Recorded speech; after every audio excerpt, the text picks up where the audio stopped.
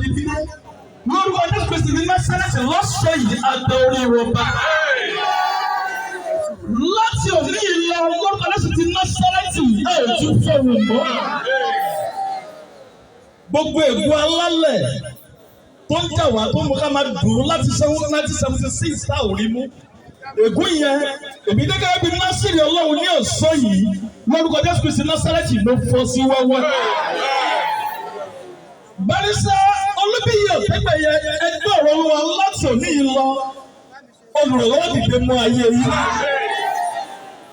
Ìrànlọ́wọ́ tẹ́ ẹ nílò láti jẹ́ wípé ohun tá à ń retí ó tẹ̀ wá lọ́wọ́ láti òní lọ ẹ máa gbà láti ọ̀run wá. Gbogbo agbára àtakò, gbogbo agbára àṣetì lórúkọ Jésù Násárẹ́tì ẹ máa tẹríba láti ọ̀sán.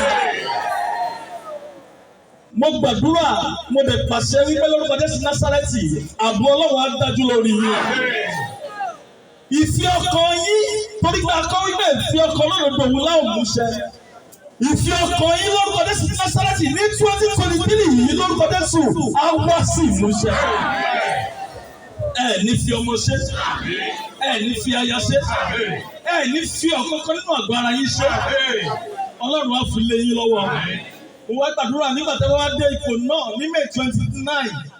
Pé lórúkọ Jésù Násárẹ́tì lágbára láti mú ìran àti àlá fún ilẹ̀ yín wá ṣẹ.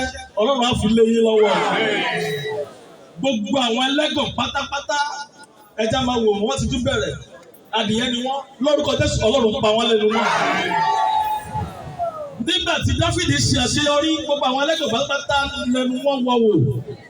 Nígbà tí Jósẹ́fù tó dórí ìtẹ́ àwọn tó rò pé kò lè débẹ̀ wọn ọmọ tí wọ́n lè sọ mọ́.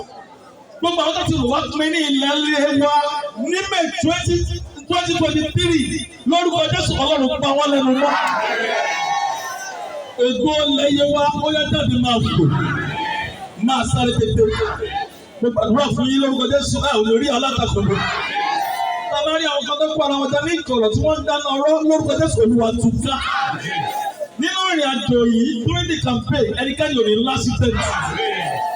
Ibi ò ní bá ẹnikẹ́ni. Mo ní ibi ò ní bá ẹnikẹ́ni. Àjọbẹ̀rẹ̀ campaign yìí nígbà inauguration ní May 29 lórúkọ Jésù àjọ máa ṣe é lò. Òǹdó ní fún kan yín ló jọ òun. Mo wá gbàdúrà fún gbogbo àwọn ènìyàn tó gẹ́gẹ́ bí Ògùn gẹ́gẹ́ bí èèyàn jàǹkànjàǹkàn tó lè ràn yín lọ́wọ́ láti mú ẹ̀rọ yìí ṣẹ. Lórúkọ Jésù Násárẹ́tì ikú ò ní pa wá. Àìsàn ní gbé wọn dè. Títí tí ìran yìí máa fi wọ́n sí ìmúṣẹ táwọn máa fi jẹ́wọ́ ìran yìí. Lórúkọ Jésù Násárẹ́tì Ọlọ́run ò ní fi wọ́n sí ọ̀rá. I declare you in the mighty name of God, in the name of the Father, in the name of the Son, in the name of the Holy Spirit. The government 2023, you are the governor of this state.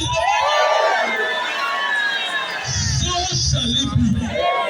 In Jesus' name, we have prayed.